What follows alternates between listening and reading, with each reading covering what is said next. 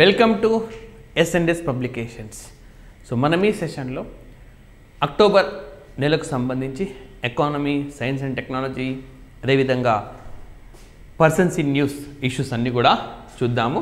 So already international, national issues అన్నీ కూడా aspirants కోసం అందించాము. మరి ఎకానమీ గాన ఇష్యూస్ చూస్తే చాలా ముఖ్యమైనది. మనకు గోధుమలకి MSP అంటే మినిమం సపోర్ట్ ప్రైస్ 7% మేర పెంచింది.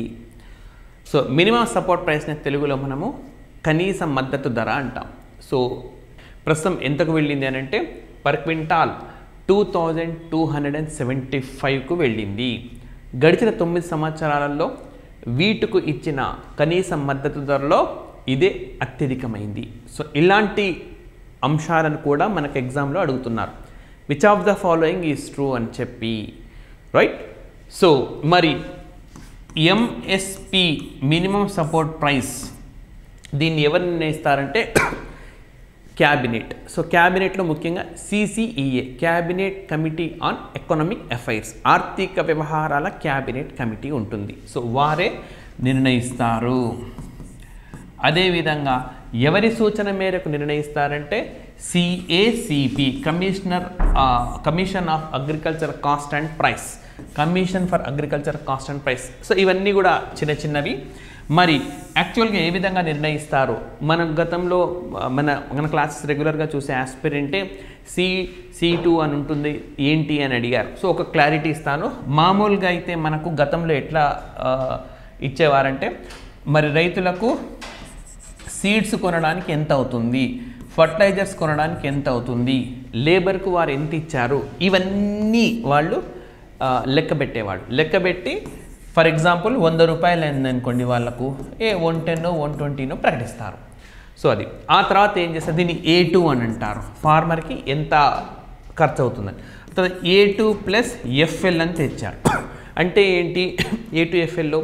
ఫర్ ఎగ్జాంపుల్ ఇక్కడ మనం సీడ్స్, ఫర్టిలైజర్స్ ఇవి మాత్రమే కాకుండా లేబర్కు ఎంత అని చెప్పి లెక్క కట్టేవారు. ఒక్కొక్కసారి ఇంట్లో కుటుంబ సభ్యులు కూడా అక్కడ పనిచేస్తారు కష్టపడి. ఇప్పుడు 10 మంది పనిచేస్తున్నారు అనుకుందాం. అందులో 7 మంది బయట నుంచి వచ్చిన వారు, 3 మాత్రం ఆ రైతు భార్య, వారి కొడుకు పనిచేస్తున్నారు అనుకోండి. ఆ 3కి పేమెంట్ అనేది లెక్క పెట్టేవాళ్ళు కాదు.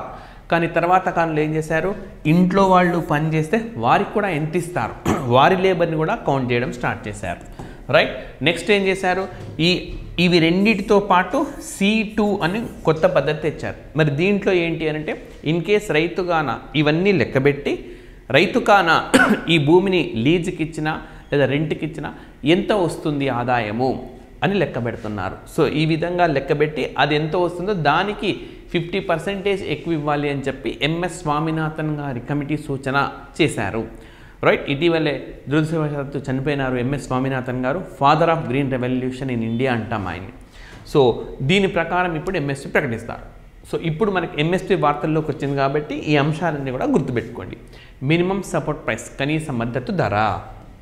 అండ్ నెక్స్ట్ వచ్చేసి మనకు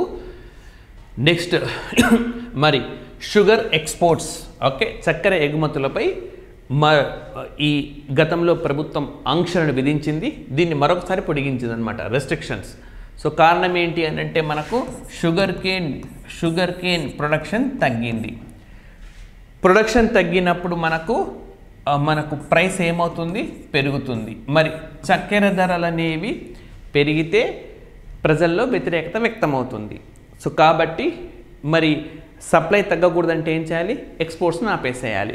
ఫర్ ఎగ్జాంపుల్ మన భారతదేశంలో 100 కిలోలు అవసరం, 150 కిలోలు పండిస్తూ ఉన్నాం. సో ఇప్పుడు ఎక్స్పోర్ట్స్ చేసామనుకోండి, ఒక 75 కిలోలు ఎక్స్పోర్ట్ చేస్తే మనకు 100 కిలోలు అవసరం, కానీ 75 మాత్రమే అందుబాటులో ఉంది. అప్పుడు ఆటోమేటిక్గా వ్యతిరేకత పెరుగుతుంది. దీని బదులు మనం ఎక్స్పోర్ట్స్ ఆపేసినామంటే మొత్తం 150కి 150 మన మార్కెట్లోనే అమ్ముకోవాలి. అప్పుడు ప్రైస్ స్టెబిలైజ్ అవుతుంది, ఓకే? సో ఈ విధంగా మరి ఎందుకు చక్కెర ఎగుమతులపై ఆంక్షలు విధించారు అంటే ధరలకు సంబంధించిన నియంత్రణ. సో ఇది మనకు లోక్సభ ఎన్నికలు పూర్తయ్యే వరకు ఉంటుంది, గుర్తుపెట్టుకోండి, రైట్? సో అక్టోబర్లో వరకు ఉండింది నిషేధం, ఆల్రెడీ రెస్ట్రిక్షన్స్. ఇప్పుడు పొడిగించారు.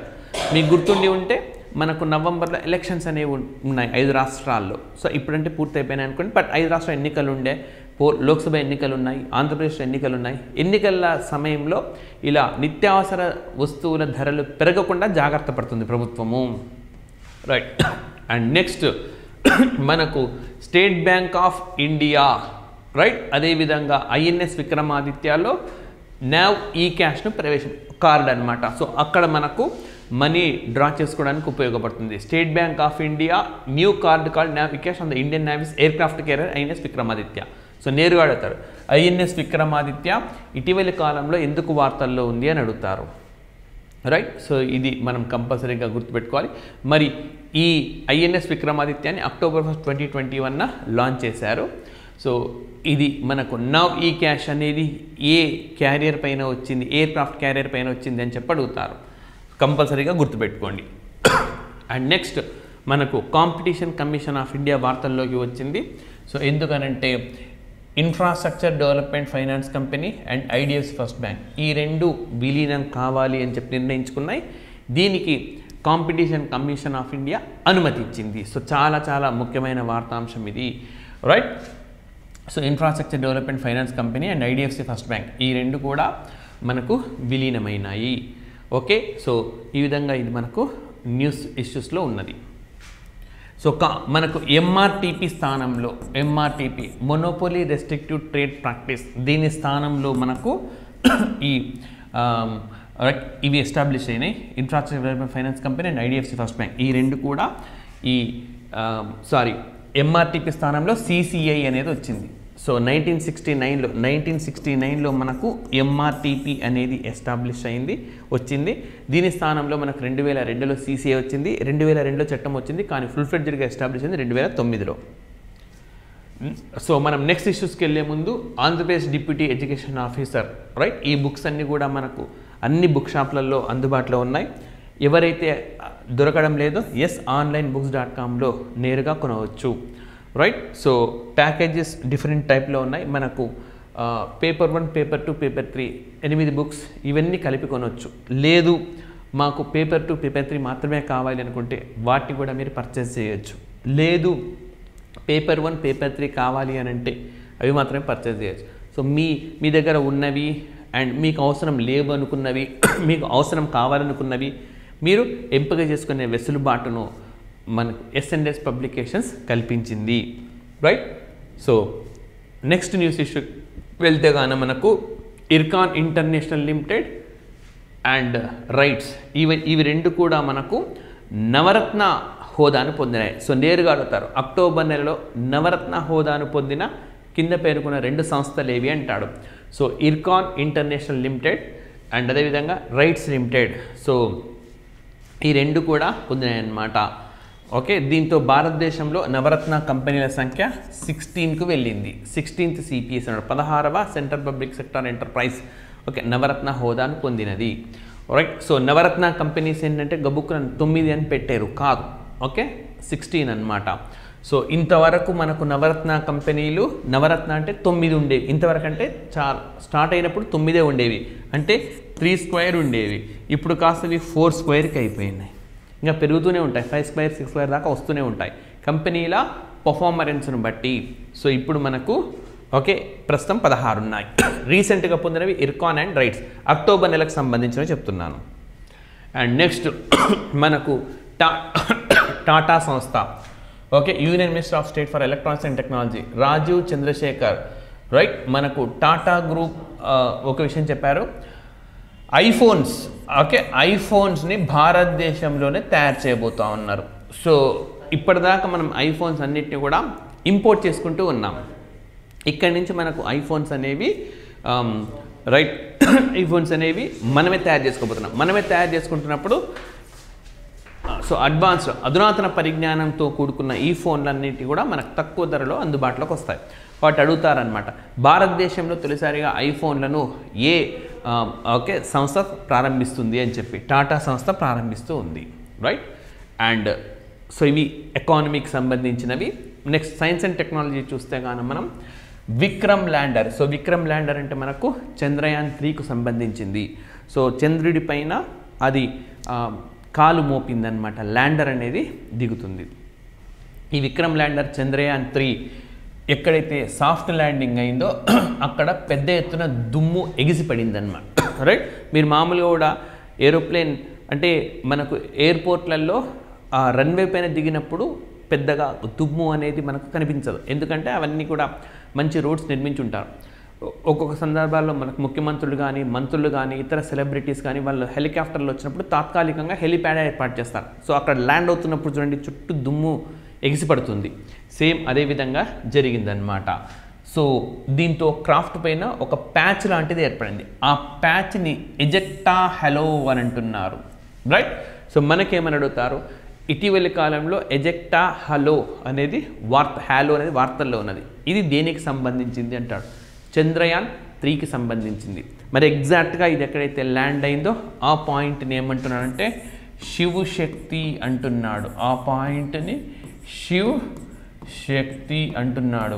అదేవిధంగా ఎక్కడైతే ఎగ్జాక్ట్గా ఇది క్రాష్ అయ్యిందో చంద్రయాన్-2 క్రాష్ అయిందో ఆ పాయింట్ని తిరంగా అంటున్నాడు, తిరంగా. మరి శివశక్తి ఎప్పుడు ఎగ్జాక్ట్గా ల్యాండ్ అయింది అని అంటే 23 ఆగస్టు నాడు ల్యాండ్ అయింది. కాబట్టి 23 ఆగస్టుని ఏమని అంటున్నాడు, 23 ఆగస్టుని నేషనల్ స్పేస్ డే అని చెప్పారు. సో ఈ విధంగా ప్రతి పాయింట్ ఇంపార్టెంట్, ఎజెక్టా హలో గుర్తుపెట్టుకోవాలి.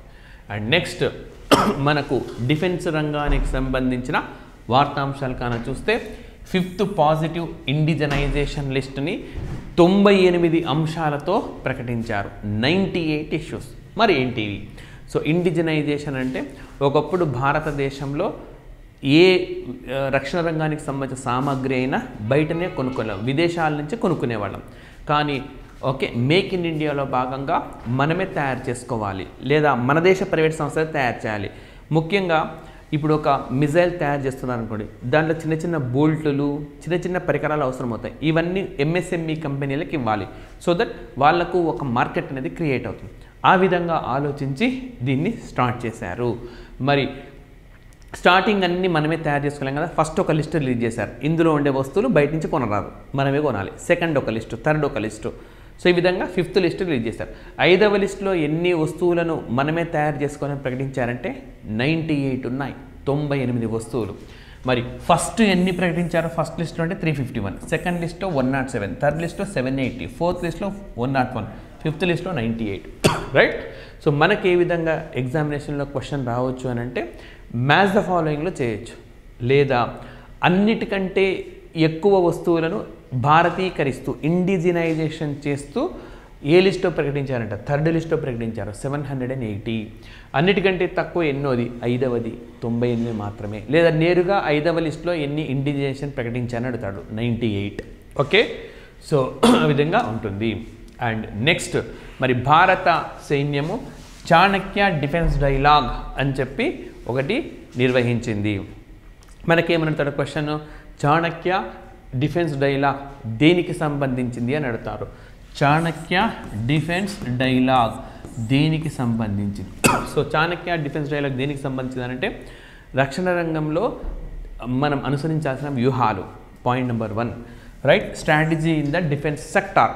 రెండవ పాయింట్ ఏంటి అని అంటే భారత్లో చరిత్రలో రక్షణ రంగానికి సంబంధించి ఎలాంటి చర్యలు తీసుకున్నారు, అవి ఇప్పుడు ఏమైనా మనం అనువర్తించే అవకాశం ఉన్నదా. సో ఇట్లాంటి అంశాలన్నింటినీ కూడా తెలియజేసే మరొక ఇష్యూగా దీన్ని చెప్పుకోవచ్చు. సో ఈ విధంగా ఇది కూడా మనకు వార్తల్లో ఉన్నది.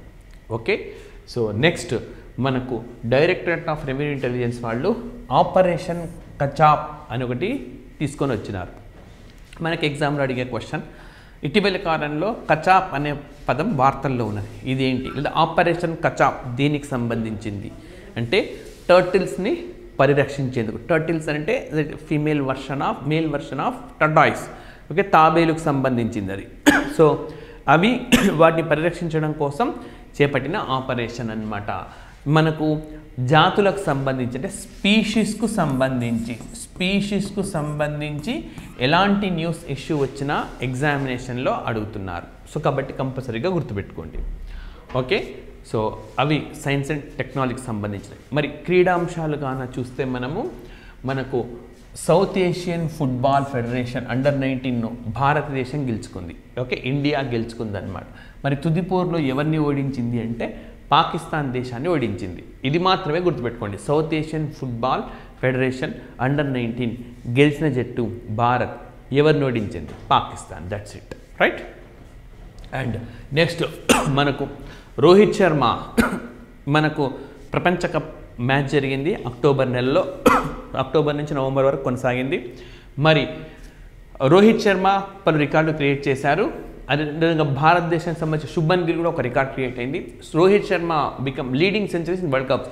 ప్రపంచ కప్పుల్లో అతి ఎక్కువ సెంచరీలు చేసిన బ్యాట్స్మెన్గా మనకు రోహిత్ శర్మ నిలిచారు. సో ఆఫ్ఘనిస్తాన్తో జరుగుతున్న మ్యాచ్ల్లో 11th అక్టోబర్ నాడు ఓకే ఆయన సెంచరీ చేయడం ద్వారా ఈ గంతం దక్కించుకున్నారు. అదేవిధంగా మరి ఇంటర్నేషనల్ అంతర్జాతీయ మ్యాచ్ల్లో అత్యధిక సిక్సర్లు కొట్టిన బ్యాట్స్మెన్గా కూడా రోహిత్ శర్మ రికార్డ్ క్రియేట్ చేశారు. మరోవైపు మరొక ఓపెనర్ శుభ్మన్ గిల్ ఓకే ఓడిఐస్లో 2000 రన్లు అతి తక్కువ మ్యాచ్ల్లో పూర్తి చేసిన బ్యాట్స్మెన్గా ఈ ప్రపంచ కప్లో రికార్డ్ క్రియేట్ చేశారు. సో కాబట్టి ఓకే ఇంపార్టెంట్ అన్నమాట, ఇవన్నీ కూడా గుర్తుపెట్టుకోండి. అండ్ నెక్స్ట్ మనకు వార్తల్లో వ్యక్తులుగా కానీ చూస్తే సచిన్ టెండూల్కర్ వార్తల్లో ఉన్నారు. So global ambassador for cricket world cup. So ప్రపంచ క్రికెట్ కప్కి రాయబారిగా నియామకమైనారు. సో ఇటీవల కాలంలో సచిన్ టెండూల్కర్ పెద్ద ఎత్తున మనకు వార్తల్లో ఉన్నారు. ఈ సంవత్సరం ఏప్రిల్ 24వ తేదీన ఆయనకు 50 years పూర్తయినాయి. సిడ్నీ క్రికెట్ గ్రౌండ్లో ఒక గేట్కు ఆయన పేరును పెట్టారు. అదేవిధంగా షార్జా క్రికెట్ గ్రౌండ్లో ఒక పెవిలియన్కి ఆయన పేరును పెట్టారు. భారత ఎన్నికల సంఘం ఆయన్ని ఓటర్ అవేర్నెస్కు సంబంధించి రాయబారిగా నియమించింది. సో భారత ఎన్నికల సంఘం ఇటీవలే రాజ్ కుమార్ అనే ఒక నటుడిని కూడా నియమించింది. కర్ణాటక రాష్ట్రంలో జరిగిన ఎన్నికలకు అంబాసిడర్గా ప్రముఖ దర్శకుడు రాజమౌళిని ఎంపిక చేసింది. సో ఈ విధంగా మనకు ఓటర్ల అవేర్నెస్కు సంబంధించి చాలామందిని ఇక రాజ్ కుమార్ రావు అని చెప్పినాను already. Election commission Raj Kumar రావుని మాత్రమే కాదు సచిన్ టెండూల్కర్ని కూడా రాయబారిగా ప్రకటించింది, రైట్.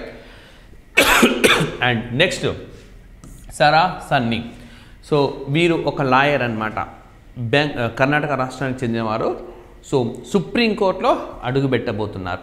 అయితే ఒక లాయర్ సుప్రీంకోర్టులో అడుగు పెడితే మనకి ఎందుకు వార్త అవుతుంది అని అంటే కంట్రీస్ ఫస్ట్ డెఫ్ లాయర్ అనమాట, రైట్. సో డెఫ్ అంటే లైక్ వినికిడి లోపం ఉన్నవారు. ఈ విధంగా వినికిడి లోపం ఉన్న ఒక వ్యక్తి సుప్రీంకోర్టులో వాదించడం అన్నది ఇదే మొదటి సందర్భము. సో ఆ గంతం తగ్గించుకున్న మహిళ ఎవరంటే సారా సన్నీ. సో ఇటీవలి కాలంలో సారా సన్నీ వార్తల్లో ఉన్నారు, రైట్. దీనికి సంబంధించింది ఎందుకు వార్తల్లో ఉన్నారు అని అడుగుతారు. సో మనం ఆన్సర్ చేయాల్సి ఉంటుంది.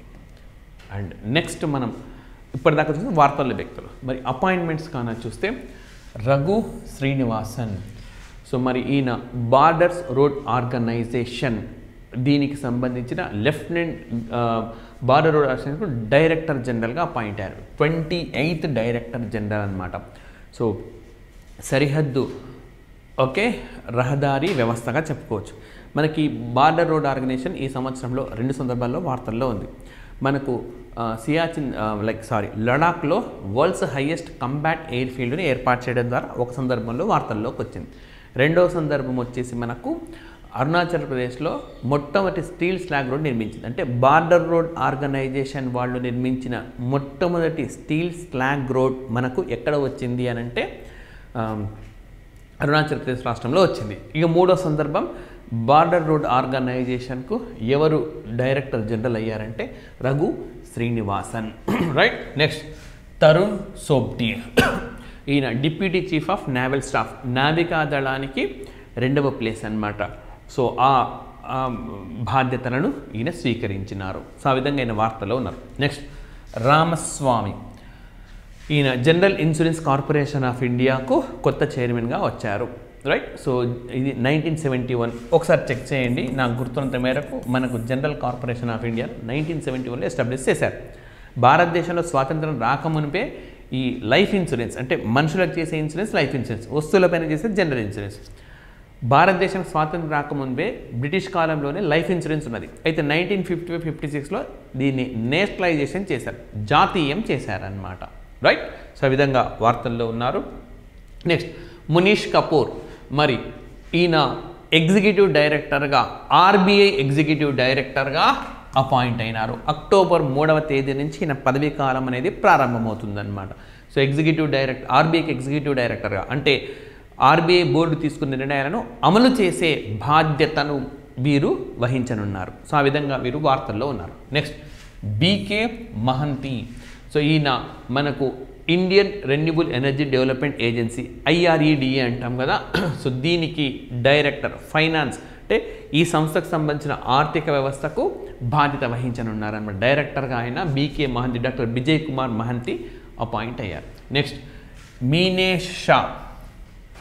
ఈయన chairman and managing director of NDDB national dairy development board has been elect to the board of international dairy federation. So ఇక్కడ 2 అంశాలు గమనించాలి.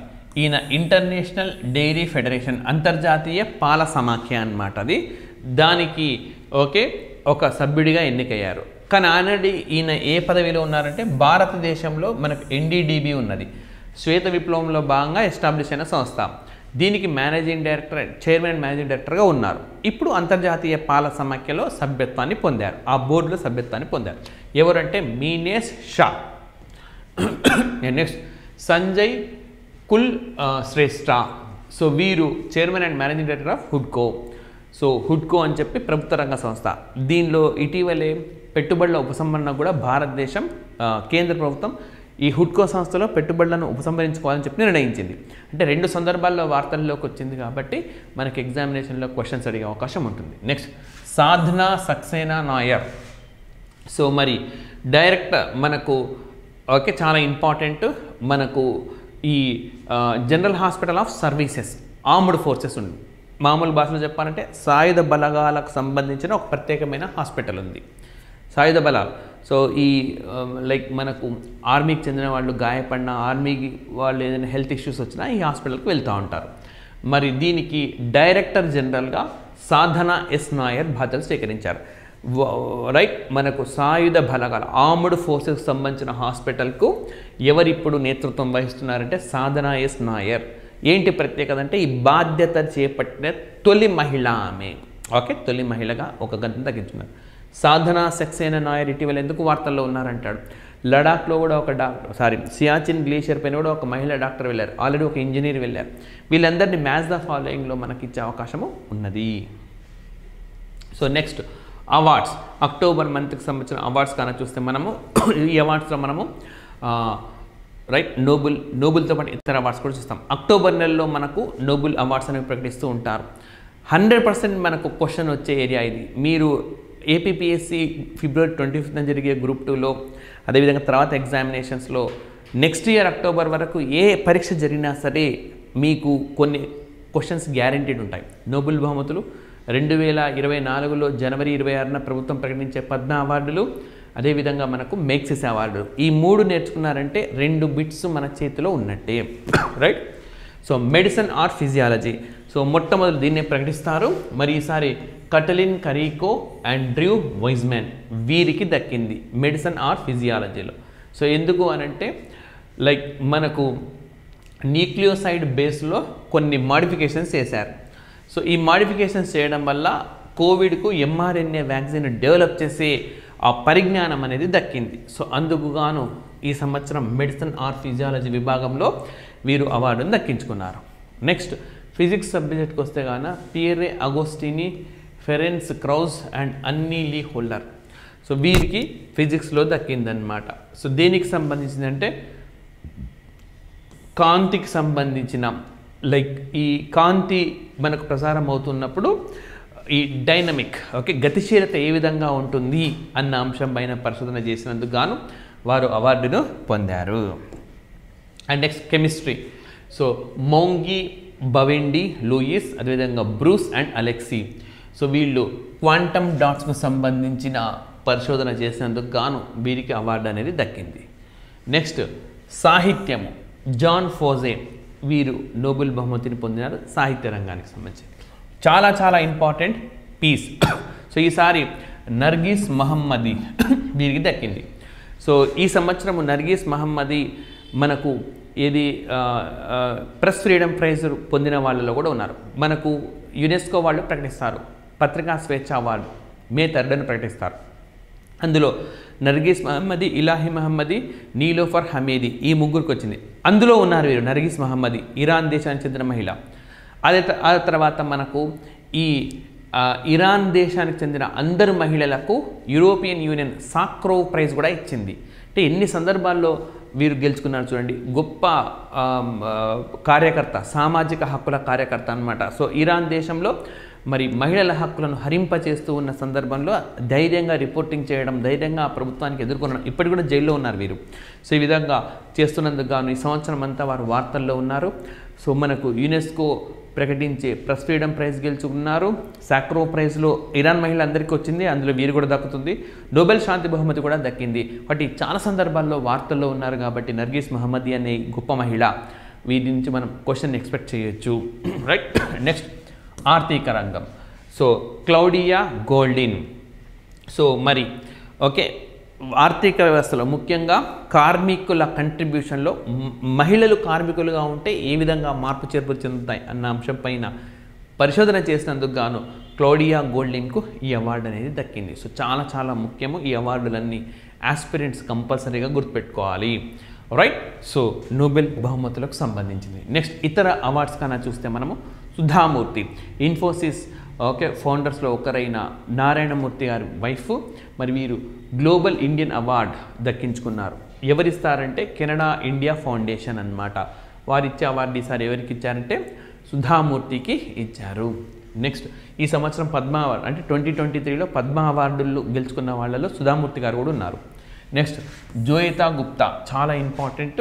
మరి వీరు స్పినోజా ప్రైజ్ని గెలుచుకున్నారు. Okay, Spinoza prize. So Dutch science వాళ్ళు ఇచ్చేది, డచ్ అంటే నథింగ్ బట్ నెదర్లాండ్స్ దేశం వాళ్ళు ఇచ్చే, సో ఈ సైన్స్ రంగంలో కృషి చేసే వాళ్ళకి ఇచ్చే ప్రైజెస్లో ఇదే ఒకటే అన్నమాట. సో దాన్ని ఈ సంవత్సరం జోయితా గుప్తా గెలుచుకున్నారు. Next Sivasankari. So Tamil writer, Suryavamsam అనే పుస్తకానికి గాను సరస్వతి సమ్మాన్ అవార్డు గెలుచుకున్నారు. మరి సరస్వతి సమ్మాన్ అవార్డు ఎవరిస్తారంటే బిర్లా ఫౌండేషన్ వాళ్ళు. బిర్లా ఫౌండేషన్ వాళ్ళు ఇచ్చే అవార్డుగా మనం దీన్ని చెప్పుకోవచ్చు. Right. Next justice DY Chandrachud, ప్రస్తుతం భారతదేశానికి ప్రధాన న్యాయమూర్తిగా పనిచేస్తూ ఉన్నారు. మరి జస్టిస్ డివై చంద్రచూడ్ గారు award for global leadership, okay, ఈ అవార్డుకి ఎంపికైనారు అనమాట. అవార్డ్ ఫర్ గ్లోబల్ లీడర్షిప్కు ఎంపికయ్యారు. Right. Next Nandini Das. So మరి ఆథర్ వీరు నందిని దాస్. మరి బ్రిటిష్ 2023 బ్రిటిష్ అకాడమీ బుక్ ప్రైజ్ను గెలుచుకున్నారు. ఇట్లాంటి బాగా అడుగుతారు మనకు. 2023 బ్రిటిష్ అకాడమీ బుక్ ప్రైజ్ గెలుచుకున్న భారత సంతతికి చెందిన వ్యక్తి ఎవరు అడుగుతారు? నందిని దాస్. అండ్ నెక్స్ట్ మనకు అబిచ్వరీ ఓకే కాని చూస్తుంటే మృతులు. బిషన్ సింగ్ బేడి, ఈయన ప్రముఖ క్రికెటర్. సో ఆయన ఆడుతున్నప్పుడు గొప్ప స్పిన్నర్గా ఆయనకు పేరుంది. మరి ఆయన ఓకే మరణించినారు. మనకేమడతారంటే బిషన్ సింగ్ బేడి ఇటీవల కాలంలో మృతి చెందారు. ఏ క్రీడతో ముడిపడి ఉన్నారు అంటే అడుగుతారు. Next MS Gill. సో భారతదేశానికి ప్రధాన ఎన్నికల కమిషనర్గా పనిచేసినారు. అండ్ ఆయన హయాంలో కూడా చాలా సంస్కరణలు వచ్చినాయి. సో ఆ విధంగా ఆయన కూడా మరణించినారు. Next Baijnath Agarwal. So Gita press గోరఖ్పూర్లో మనకు ఏదైతే గీతా ప్రెస్ ఉందో అందులో ట్రస్టీగా అంటే మనకు కోశాధికారిగా వ్యవహరించారు. సో ఆయన కూడా మృతి చెందారు. రైట్. సో ఇవి అక్టోబర్ మంత్కి సంబంధించిన economy, science and technology, sports, persons in news. So గతంలోనే నేషనల్, ఇంటర్నేషనల్ అంతా కూడా అందించింది. దీంతో మనకు అక్టోబర్ మాసానికి సంబంధించిన అన్ని వీడియోస్ కూడా మీకు అందుబాటులో ఉన్నాయి. సో రానున్న ఎగ్జామినేషన్స్ ఇవి చాలా ఇంపార్టెంట్. సో దయచేసి ఈ వీడియోని అందరూ కూడా లైక్ చేయండి, షేర్ చేయండి. Thank you very much.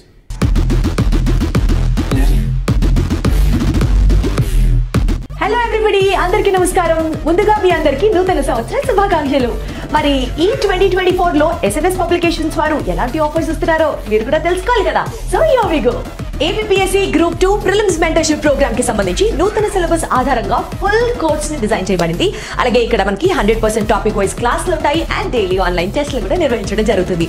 Exam explanation videos తో పాటు free online PDF material is also available. Full course details వచ్చేసి మనకి 999 రూపాయలు 999,999కే మీకు అవైలబుల్ గా ఉంటుంది. అండ్ ఇక్కడ మనకి కరెంట్ అఫైర్స్ 2024 తో పాటు ఇయర్ బుక్ కూడా పూర్తిగా ఉచితం అన్నమాట. ఈ స్పెషల్ ఆఫర్స్ అన్ని కేవలం 3 రోజులు మాత్రమే. ఏపీఎస్సి గ్రూప్ 2 ప్రిలిమినరీ ఎగ్జామ్ లక్ష్యంగా నూతన సిలబస్ ని నూతన విధానంలో స్టేట్ నంబర్ 1 ఫ్యాకల్టీ చేత topic wise daily online classes and online exams నిర్వహించబడుతుంది. Jan 4th నుంచి ఆన్లైన్ ఎగ్జామ్స్ నిర్వహించబడుతుంది. Andhra Pradesh group 2 preliminary online exams కేవలం 399 రూపాయలు మాత్రమే. ఈ ఆఫర్ కేవలం 3 రోజులు మాత్రమే, కాబట్టి త్వరపడండి. అండ్ మోస్ట్ ఇంపార్టెంట్లీ ఏం ఆలోచిస్తూ కూర్చుంటున్నారు, నేను చెప్తాను. ఆన్లైన్ క్లాసుల కొరకు గూగుల్ ప్లే స్టోర్ నుంచి SNS పబ్లికేషన్స్ యాప్ ని ఇప్పుడే డౌన్లోడ్ చేసుకోండి. కాంటాక్ట్ 8070555577 అలాగే 9032064822. APDSC SGT 2023 మెంటర్షిప్ ప్రోగ్రామ్ 90 రోజుల్లో సిలబస్ పూర్తయిపోతుంది. అండ్ ఈ ఆఫర్ లో మనకి 9 బుక్స్ పూర్తిగా ఉచితంగా లభిస్తాయన్నమాట. Live classes in SNS app and అలాగే డైలీ క్లాసెస్ తో పాటు డైలీ ఎగ్జామ్స్ కూడా ఉంటాయి. నూతన సంవత్సరం 2024 సందర్భంగా మీకోసం ఒక వండర్ఫుల్ ఆఫర్ ఏంటంటే, ఈ టోటల్ ప్రోగ్రామ్ వచ్చేసి మనకి యాక్చువల్ ఖరీదు 9,999 రూపీస్ అయితే మీకు SNS పబ్లికేషన్స్ వారు కేవలం 3,999 రూపీస్ కే అందించడం జరుగుతుంది. ఈ ఆఫర్ కేవలం 3 రోజులు మాత్రమే. APDSC SGT 2023 మెంటర్షిప్ ప్రోగ్రామ్ 90 రోజుల్లో సిలబస్ పూర్తి చేయబడుతుంది. Live classes in SNS app అయితే daily classes with daily exams.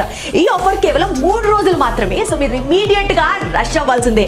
And ఈ ఆఫర్ వచ్చేసి మనకి 2,499 రూపీస్ కి అవైలబుల్ గా ఉంది వితౌట్ బుక్స్ అన్నది మీరు నోట్ చేసుకోవాలి. Telangana DSC SGT 2023 mentorship programme నూతన సిలబస్ ఆధారంగా ఇక్కడ మనకి 8 బుక్స్ పూర్తిగా ఉచితంగా లభిస్తాయి. లైవ్ క్లాసెస్ వచ్చేసి SNS యాప్ లో అవైలబుల్ గా ఉంటాయి and daily classes with daily examinations. నూతన సంవత్సరం 2024 సందర్భంగా స్పెషల్ ఆఫర్స్ మీ ముందుకు తీసుకొచ్చింది SNS పబ్లికేషన్స్. టోటల్ ప్రోగ్రామ్ విలువ వచ్చేసి 3,499 రూపీస్ కే అవైలబుల్ గా ఉంది. అండ్ ఈ ఆఫర్ కేవలం 3 రోజులు మాత్రమే. Telangana DSC SGT 2023 mentorship programme నూతన సిలబస్ ని బేస్ చేసుకొని లైవ్ క్లాసెస్ మనకి SNS యాప్ లో అవైలబుల్ గా ఉంటాయి. ఇక్కడ డైలీ క్లాసెస్ ఉంటాయి అండ్ డైలీ ఎగ్జామినేషన్స్ కూడా నిర్వహించడం జరుగుతుంది. వితౌట్ బుక్స్ తో పాటు నూతన సంవత్సరం 2024 సందర్భంగా SNS పబ్లికేషన్స్ ఈ ప్యాకేజ్ ని మీకు టోటల్ గా 1,999 రూపీస్ కి అందుబాటులో తీసుకొచ్చింది. అండ్ ఓవరాల్ గా ఈ ప్యాకేజ్ కాస్ట్ వచ్చేసి 7,999 అయితే ఆఫర్ లో కేవలం 1,999 రూపాయలకి మీ ముందుకు తీసుకొచ్చింది SNS publications. APPSC deputy educational officer classes. Andhra Pradesh deputy educational officer గా ఉద్యోగం సంపాదించుకోవడమే మీ గోల్ అయితే నూతన సిలబస్ ని బేస్ చేసుకొని స్టేట్ నంబర్ 1 ఫ్యాకల్టీ చేత 100% ఆన్లైన్ క్లాసెస్ నిర్వహించడంతో పాటు ఆల్ సబ్జెక్ట్ ప్యాకేజ్ ఇక్కడ ఆంధ్రప్రదేశ్ డెప్యూటీ ఎడ్యుకేషన్ కేవలం 4,999 రూపాయలకు మాత్రమే SNS పబ్లికేషన్స్ వారు మీకు అందిస్తున్నారు. ఈ ఆఫర్ కేవలం 3 రోజులు మాత్రమే, సో మీరు ఇమీడియట్ గా త్వరపడండి. అండ్ అలాగే Jan 5th నుంచి ఆన్లైన్ ఎగ్జామ్స్ కూడా నిర్వహించడం జరుగుతుంది. APPSC డెప్యూటీ EO క్లాసెస్ కి సంబంధించి ఆంధ్రప్రదేశ్ లో డెప్యూటీ ఎడ్యుకేషన్ ఆఫీసర్ ఉద్యోగమే లక్ష్యంగా నూతన సిలబస్ ని నూతన విధానంతో స్టేట్ లోనే నంబర్ 1 ఫ్యాకల్టీ చేత 100% ఆన్లైన్ క్లాసెస్ నిర్వహిస్తోంది SNS పబ్లికేషన్స్. అయితే ఆంధ్రప్రదేశ్ డెప్యూటీ ఎడ్యుకేషన్ కి సంబంధించిన పేపర్ 2, పేపర్ 3 కేవలం 3,999 రూపాయలకు మాత్రమే మీకు అందిస్తోంది. ఈ స్పెషల్ ఆఫర్ కేవలం 3 రోజులు మాత్రమే. అండ్ Jan 5th నుంచి ఆన్లైన్ క్లాసెస్ లో ఆన్లైన్ ఎగ్జామ్స్ నిర్వహించడం జరుగుతాయి, కాబట్టి ఇమీడియట్ గా త్వరపడండి. APPSC deputy educational officer classes. Andhra Pradesh deputy education officer ఉద్యోగమే లక్ష్యంగా నూతన సిలబస్ ని నూతన విధానంతో స్టేట్ లోనే నంబర్ 1 ఫ్యాకల్టీ చేత 100% ఆన్లైన్ క్లాసెస్ నిర్వహించడం జరుగుతుంది. అండ్ పేపర్ 1 కి సంబంధించిన స్క్రీనింగ్ టెస్ట్ అన్నమాట. ఆంధ్రప్రదేశ్ డెప్యూటీ ఎడ్యుకేషన్ కేవలం 1,499 రూపాయలకు మాత్రమే. ఈ ఆఫర్ కేవలం 3 రోజులు మాత్రమే ఉంటుంది. అండ్ Jan 5th నుంచి ఆన్లైన్ ఎగ్జామ్స్ కూడా నిర్వహించడం జరుగుతుంది. APPSC డెప్యూటీ ఎడ్యుకేషనల్ ఆఫీసర్ కి సంబంధించిన బుక్స్ పేపర్ 1, పేపర్ 2, పేపర్ 3 తో పాటు 8 బుక్స్ ప్యాకేజ్ అన్నమాట. ఈ పుస్తకాలు మనకి అన్ని ప్రముఖ బుక్ షాప్స్ లోనూ లభిస్తుంది. అండ్ మోస్ట్ ఇంపార్టెంట్లీ www.yesonlinebooks.com ఈ వెబ్సైట్ నుంచి కూడా మీరు ఈ బుక్స్ ని పర్చేస్ చేయొచ్చు. వెబ్సైట్ లో కూడా మీకు హ్యాపీగా అవైలబుల్ గా ఉంటాయి. APPSC deputy educational officer books కి సంబంధించి పేపర్ 1 లో మనకి 3 బుక్స్ ప్యాకేజ్ అవైలబుల్ గా ఉంటుంది. ఇది వచ్చేసి మనకి ప్రముఖ అన్ని బుక్ షాప్స్ లో అవైలబుల్ గా ఉండడంతో పాటు www.yesonlinebooks.com లో కూడా అవైలబుల్ గా ఉంటుంది. కరెంట్ అఫైర్స్ కి సంబంధించిన ఇయర్ బుక్ Jan 2023 నుంచి December 2023 వరకు జరిగిన అన్ని ఈవెంట్స్ మల్టీ కలర్ లో మనకి ఒకే పుస్తకంలో అవైలబుల్ గా ఉంది. And that is year book of 2024. ఈ పుస్తకం మనకి ప్రముఖ బుక్ షాప్స్ లో అవైలబుల్ గా ఉంటుంది. దాంతో పాటు మనకి www.yesonlinebooks.com లో కూడా అవైలబుల్ గా ఉంటుంది.